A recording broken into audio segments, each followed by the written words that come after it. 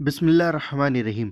دوستو، گوشت پاک کی شان میں یہ بیان پورا ضرور تو سنیں۔ علم حاصل کرو قرآن کا، حدیث کا، لیکن ایمان کے ساتھ۔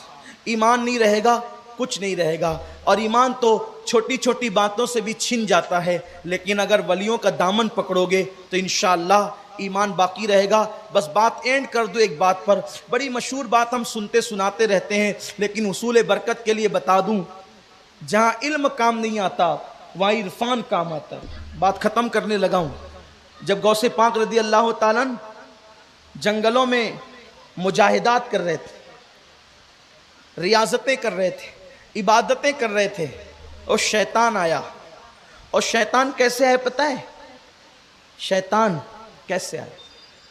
غوث پاک خود کہتے ہیں، ملا علی قاری نے لکھا ہے کہ شیطان ایسے آیا کہ نور ہی نور تھا۔ توجہ، نور ہی نور تھا۔ اس کا مطلب کبھی کبھی شیطان بھی نور لاتا ہے، لیکن شیطان کا جو نور ہوتا ہے وہ نور نہیں ہوتا، وہ دھوکہ ہوتا ہے، دھوکہ۔ اب شیطان جو چاہے انداز اختیار کر لے، جو چاہے شکل بنا لے، جو چاہے طریقہ اختیار کر لے، اور پتہ چلا کہ ہر جگہ نور کے نام پہ پھسل مت جایا کر۔ ہر جگہ نور کے نام پہ، کہیں کہیں نور کے نام پہ میک اپ بھی تو ہوتا ہے نا، تو اس لیے نور پہچانو، نور کسے کہتے ہیں۔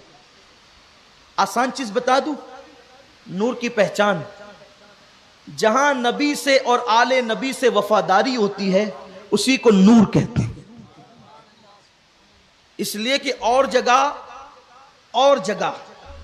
55-60 جانے کے بعد بھی کبھی نور نہیں ملتا، اور نبی کے گھرانے کا حال یہ ہے کہ تیری نسل پاک میں ہے۔ اہل سنت کا امام کہہ رہے ہیں تیری نسل پاک میں ہے بچہ بچہ نور کا، تو ہے عین نور، تیرا سب گھرانہ نور کا۔ تو نور تو یہاں ہوتا ہے، اور پھر جو ان کی جوتیاں سروں پہ رکھتے ہیں پھر ان کو خیرات میں نور ملتا ہے۔ نور کسی کو وراثت میں ملتا ہے اور نور کسی کو خیرات میں ملتا ہے۔ جنہیں خیرات میں ملا وہ بھی قابل تعظیم ہے، جنہیں وراثت میں ملا وہ بھی قابل تعظیم ہے، لیکن نور ملنا چاہیے، اور نور وہیں ملتا ہے جس کا تعلق نور سے ہوتا ہے۔ آپ بہت پرانے مقرر لوگ کو سنتے ہوں گے تو آپ کو پتا ہوگا، مالیگاؤں والے بہت تقریریں سن چکے ہیں۔ اسی زمین پر ہمارے بزرگ علامہ سعید اعجاز کامٹوی رحمۃ اللہ علیہ کو لوگوں نے سنا، پھر ان کے اور سینئروں کو، علامہ نظامی کو سنا، اور سینئروں کو لوگ سنتے رہے۔ ہمارے بڑے بزرگ علماء اکثر قوم کو سمجھانے کے لیے مثال دیتے تھے، بھیا پاور ہاؤس سے جس کا تعلق جڑتا ہے اسی کا بلب جلتا ہے نا، اسی کا بلب جلتا ہے۔ تو اب پتہ چلا نور والے گھرانے سے جس کا تعلق جڑتا ہے تو اسی کو تو نور ملتا ہے نا۔ جس کا تعلق نور والے گھرانے سے نہیں ہوگا، جو نور والے گھرانوں کو دیکھ کر کے منہ چڑھائیں، منہ ٹیڑھا کریں، پھر ان کے بلب کیسے جلیں گے؟ ارے ان کے بلب تو نہ یہاں جلتے ہیں نہ وہاں جلتے ہیں، بلکہ وہ خود جلتے ہیں۔ ان کے بلب نہیں جلتے، وہ خود جلتے ہیں۔ اور نور والے گھرانے پر جو قربان ہوتے ہیں، کنیکشن قائم کرتے ہیں۔ غوث الاعظم سے نور والا گھرانہ ہے، غریب نواز سے نور والا گھرانہ ہے، مخدوم اشرف سے نور والا گھرانہ ہے، وارث پاک سے نور والا گھرانہ۔ ارے ان سے جو جڑے ہیں ایسے نور والے ہو گئے کہ لوگ فرق نہیں کر پاتے کہ یہ ہے کہ یہ ہے۔ نور والوں سے جڑ کر دنیا نے دیکھا نا، امام اہل سنت جب آل رسول احمدی کے پاس مرید ہونے کے لیے گئے تو آپ نے اپنے دل کا فوکس ان پر کیا ڈالا؟ جب باہر نکلے تو لوگ پہچان نہیں پا رہے تھے کہ یہ آل رسول ہے کہ یہ آل رسول، یہ آل رسول ہے۔ پھر کیسے پہچانا؟ اس طرح پہچانا، جس کی داڑھی سفید تھی وہ آل رسول ہے، اور جس کی داڑھی کالی تھی وہ اہل سنت کا امام ہے۔ تو نور یہ بناتا ہے انسان، بیچاروں کو جن کو نور کی معرفت ہی نہیں۔ تو یاد رکھنا، شیطان بھی کبھی کبھی بہکانے کے لیے نور لاتا ہے۔ تو آیا نور، اور وہ بھی کس کے سامنے؟ توجہ، جو لوگ سونا کبھی نہ دیکھیں ان کو تو بکری دکھا کے بھی آپ کہہ سکتے ہیں کہ یہ سونا ہے، اس نے دیکھا ہی نہیں سونا نا۔ جس نے ہرن کبھی نہ دیکھا اس کو کتا دکھا کے بھی کہہ دے کہ بیٹا جی یہ سونا ہے، یہ ہرن ہے، وہ تو مان جائے گا نا، کیونکہ اس نے نہ کبھی کتا دیکھا نہ کبھی ہرن دیکھا، اس لیے وہ مان جائے گا کہ چلو ٹھیک ہے یہی ہرن ہے۔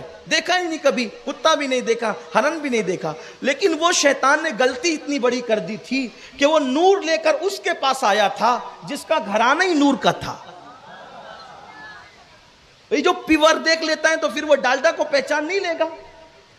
پانی برسایا, غوث پاک بہت پیاسے تھے, پانی برسایا, غوث پاک نے پانی پیا, اور اس کے بعد اس نے کہا عبد القادر تیری عبادتیں اتنی مقبول ہوئی, ہم نے سارے حرام کا تجھ پہ حلال کر دیے. اگر آج کل کا کوئی ہوتا تو اچھلتا کودتا پھرتا نا کہ دیکھو کتنے کامیاب ہو کے آئے جنگل سے.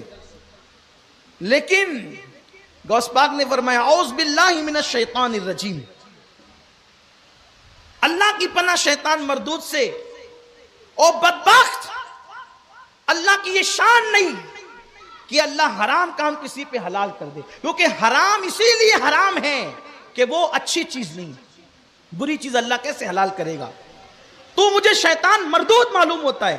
تو سارا نور دھواں بن گیا, اور دھواں بنتے بنتے پھر اس میں ایک شکل آئی. اب پھر کہنے لگا عبد القادر تو بہت بڑا علم والا ہے, علامہ ہے, تو علامہ ہے, تیرے علم نے تجھے بچا لیا. غوث پاک کہتے ہیں جاتے جاتے پھر گمراہ کر رہا ہے. بدبخت, اگر کسی کا علم کسی کو بچا لیتا تو بہت بڑا عالم اور علامہ تھا, تیرا علم تجھے بچا لیتا. لیکن سن, مجھے میرے علم نے نہیں, میرے اللہ کے کرم نے بچایا ہے. اس نے پھر کہا عبد القادر اس منزل پر آ کر تو میں نے لوگوں کے ایمان چھین لیے ان کے علم کی تعریف کر کے, لیکن غوث پاک کہتے ہیں علم نے نہیں, اللہ نے بچایا. تو دیکھو یہ علم کی برکت ہے, لیکن علم کی برکت کب نصیب ہوتی ہے؟ جب ایمان نصیب ہوتا ہے. اس لیے اپنے بچوں کو علم ضرور سکھاؤ, کہ حافظ بناؤ, عالم بناؤ, قاری بناؤ, مفتی بناؤ, لیکن ان کو رسول اللہ کا غلام بناؤ, صحابہ کا غلام بناؤ, اہل بیت کا غلام بناؤ. آقا نے کیا فرمایا؟ اپنی اولاد کو 3 باتیں سکھاؤ. پہلی بات نبی کی محبت, دوسری بات اہل بیت کی محبت, اور تیسری بات قرآن کی تعلیم. قرآن کی تعلیم سے پہلے نبی نے 2 چیز بیان کی, نبی اور آل نبی کی محبت. اب پتہ چلا قرآن پڑھنا انہی کو فائدہ دے گا جنہوں نے نبی اور آل نبی کی محبت کے ساتھ قرآن پڑھا ہے. اس لیے آپ سے گزارش ہے کہ یہ ساری برکتیں کہاں ملتی ہے؟ وہیں ملتی ہے جسے کہتے ہیں اہل سنت کا ہے بیڑا پار, اصحاب حضور نجم ہے اور ناؤ ہے, اطرت رسول اللہ کی. ورنہ یاد رکھنا تقریریں ہر جگہ ملے گی, تحریر ہر جگہ ملے گی, ایمان ہر جگہ نہیں ملے گا. ایمان رسول اللہ کی غلامی میں ملے گا. اور میں اپنے جوانوں کو نصیحت کرتے ہوئے کہوں, دیکھو صحابہ علم کیسے حاصل کرتے تھے.